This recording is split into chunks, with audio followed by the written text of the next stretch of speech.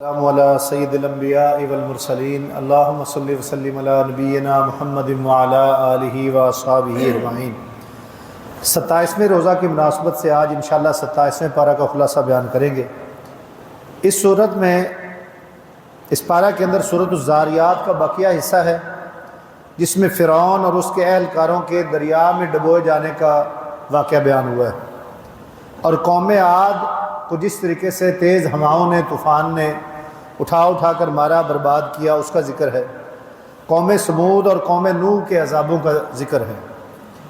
سورہ طور میں قیامت کا بیان ہے کہ قیامت کس طرح سے واقع ہوگی، اس دن کیا حالات ہوں گے، جنتی جنت میں کس طرح سے گھومے پھریں گے، اور ان کا اعتراف کہ دنیا کے اندر ہم سے جو وعدے کیے گئے تھے اللہ نے آج پورے کر دیے ہیں۔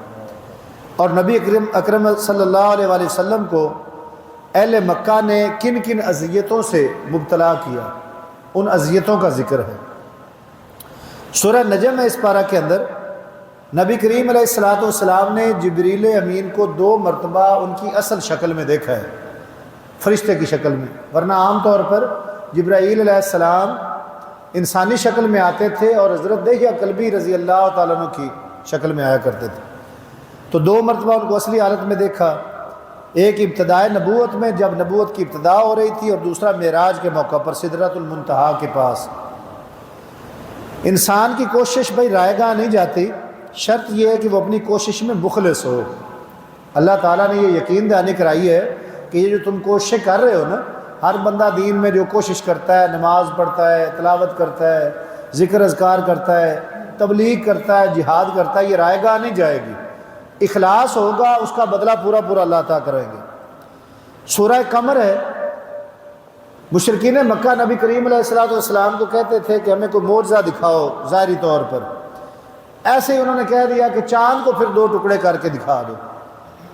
تو نبی کریم علیہ السلام کا یہ معجزہ تھا کہ اللہ تعالیٰ نے چاند کو 2 ٹکڑے کیا، اور ایک پوری جماعت نے دیکھا کہ چاند ایسے ٹکڑے ہوا ہے 2 اور پھر دوبارہ جڑا۔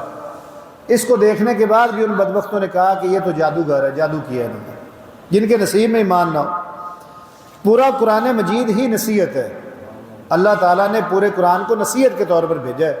ہماری یہ بد نصیبی ہے کہ ہم صرف ثواب کے طور پر لیتے ہیں۔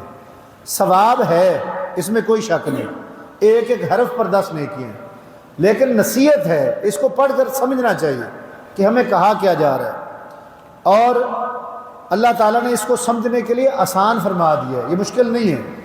قرآن کی تعلیم اللہ نے آسان رکھی۔ آپ دیکھ لیں جو بچے سکولوں میں نہیں نا چلتے بھاگ جاتے ہیں، ان کو بعض اوقات والدین مدارس میں چھوڑ دیتے ہیں، اور وہاں پر اللہ تعالیٰ ان کو عالم دین اور قرآن کا حافظ بنا دیتے ہیں۔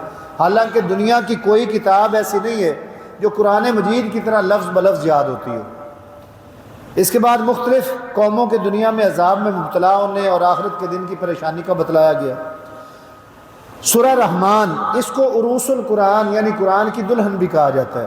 اس کے اندر اللہ رب العزت نے بے شمار نعمتوں کا تذکرہ کیا ہے۔ انسان کو اللہ نے جو نعمتیں عطا فرمائی ہیں نا، ان کا تذکرہ فرما کر ساتھ اللہ فرماتے ہیں فَبِأَيِّ آلَاءِ رَبِّكُمَا تُكَذِّبَانِ، کہ تم اپنے رب کی کون کون سی نعمت کو جھٹلاؤ گے۔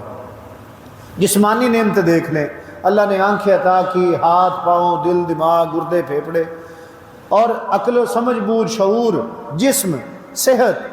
تو اللہ تعالیٰ ایک ایک نعمت کے بارے میں فرما رہے ہیں کہ تم کون کون سی نعمت کو جھٹلاؤ گے، اور پھر اللہ سے دور اور اللہ سے ہٹ کے اپنی زندگی کیوں بسر کر رہے ہیں۔ اس کے بعد قیامت کے روز لوگ 3 مرحلوں میں ہوں گے، ایک ہوں گے سابقین اولین، اور ایک ہے اصحاب الیمین، اور ایک ہے اصحاب المشأمہ یعنی جہنمی لوگ۔ تو اللہ تعالیٰ نے یہ 3 گروہ بتائے ہیں۔ اللہ کی قدرت کاملہ کا بیان ہے کہ اللہ تعالیٰ کس طریقے سے بچے کی پیدائش کرتا ہے، اور پھر اللہ فرماتے ہیں کہ کیا اس کو تم پیدا کرتے ہو یا اللہ پیدا کرتا ہے۔ پھر کھیت کے اندر تم بیج ڈالتے ہو تو اس میں سے پودا تم اگاتے ہو یا اللہ اگاتا ہے۔ آسمان سے اللہ پانی نازل کرتا ہے جس سے ہم فائدہ اٹھاتے ہیں، اس پانی کے بارے میں اللہ سوال کرتے ہیں کہ کیا تم اپنی طاقت سے وہ پانی نازل کرتے ہو یا اللہ کرتا ہے۔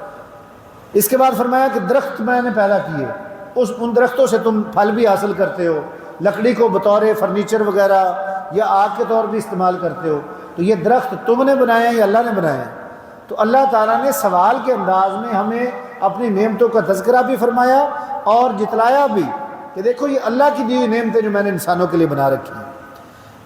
اور سورہ حدید ہے، اللہ تعالیٰ کی وحدانیت کا اس میں بیان ہے۔ فتح مکہ سے پہلے خرچ کرنے والوں، اللہ کے راستے میں جہاد کرنے والوں کی فضیلت کا ذکر ہے کہ جو اللہ کی راہ میں جہاد میں خرچ کرتے ہیں نا، ان کی بہت بڑی فضیلت ہے، وہ عام لوگوں کی طرح نہیں ہے۔ قیامت کے دن مومنوں کو ایک نور دیا جائے گا جس کی روشنی میں وہ چل رہے ہوں گے۔ ایمان والے جو ہوں گے نا، وہ قیامت کے دن کی ظلمت سے اپنے نور، وہ جو اللہ ایمان والوں کو ایک روشنی عطا کریں گے، اس کی روشنی میں چلیں گے، اور منافقین اس نور سے محروم ہوں گے۔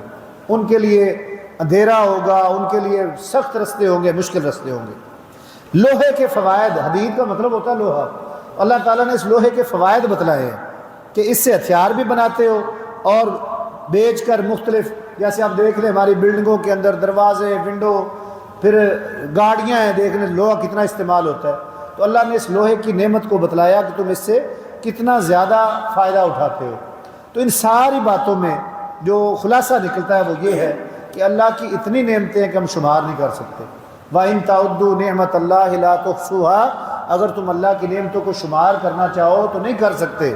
تو جب اللہ کی اتنی بیش بہا نعمتیں عطا ہوئی ہیں تو پھر ہمیں اللہ رب العزت کی طرف سے فرض کی گئی باتوں کو بالخصوص، اور ایسے اعمال جن سے اللہ راضی ہوتا ہے ان کو بالعموم کر کے اپنے رب کو راضی کرنا چاہیے تاکہ ہم اللہ کی جنتوں کے وارث بن سکیں۔ اللہ تعالیٰ ہم سب کو عمل کی توفیق عطا فرمائے۔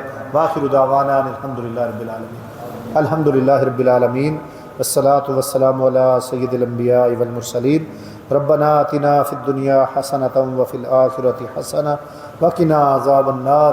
اللہم اکفنا بحلالک عن حرامک واغننا بفضلک عمن سواک، یا حی یا قیوم برحمتک نستغیث، لا الہ الا انت سبحانک انا کنا من الظالمین۔ ربنا ولا تحمل علينا إصرا كما حملته على الذين من قبلنا، ربنا ولا تحملنا ما لا طاقة لنا به، واعف عنا واغفر لنا وارحمنا أنت مولانا فانصرنا على القوم الكافرين۔ اللهم اشف مرضانا ومرضى المسلمين، اذهب البأس رب الناس واشف أنت الشافي لا شفاء إلا شفاؤك شفاء لا يغادر سقما۔ ربنا تقبل منا انك انت السميع العليم وتب علينا انك انت التواب الرحيم، وصلى الله تعالى على خير خلقه محمد وعلى آله واصحابه اجمعين برحمتك يا ارحم